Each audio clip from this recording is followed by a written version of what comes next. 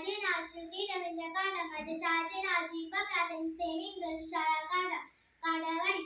मी इयत्ता 4वी शिकते. मी खरी मैत्रीण हे पुस्तक वाचले. त्या पुस्तकामध्ये छान छान चित्र आहेत. एक जंगल होते. त्या जंगलात हरिण, कासव, उंदीर, कावळा हे 4 मित्र राहत होते. ते दररोज खेळत असायचे, मजा करत असायचे. एका दिवशी काय झाले की हरिण म्हणाला, अरे कासव का बरे दिसत नाही? उंदीर म्हणाला, कावळा तू जाऊन तपासणी कर. कावळा उडत गेला आणि त्यांनी पाहिले की कासवाला शिकारीने पकडले आहे. तो उडत हरिणाकडे आला आणि त्याला म्हणाला, अरे कासवाला तर शिकारीने पकडले आहे.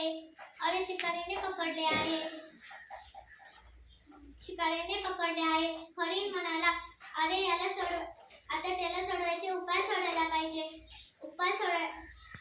पाहिजे. उंदीर म्हणाला, मी ते सांगून आपण तसेच करावे. उंदीर त्या ठिकाणी घेऊन गेला. त्या ठिकाणी शिकारी येत होता. उंदीर हरिणला म्हणाला, हरिण तू इथे झोपायचे नाटक कर. तेव्हा काळोबा म्हणाला, हरिण दादा पडावर तू पडायचे. उंदीर आणि काळोबा तिथे लपले आणि हरिणने तिथे झोपायचे नाटक केले. शिकारी त्या रस्त्याने येता त्यांनी पाहिले की त्याला तिथे हरिण दिसले आणि तो म्हणाला, अरे आजचं शिकार तर लय भारी. त्यांनी फोटो सोडले आणि त्याच्या जवळ जायला लागला. काळा उडत आला. हरिणला म्हणाला, हरिण दादा शिकारी येत आहे तू पळ. हरिण पळाला आणि शिकारी त्याच्या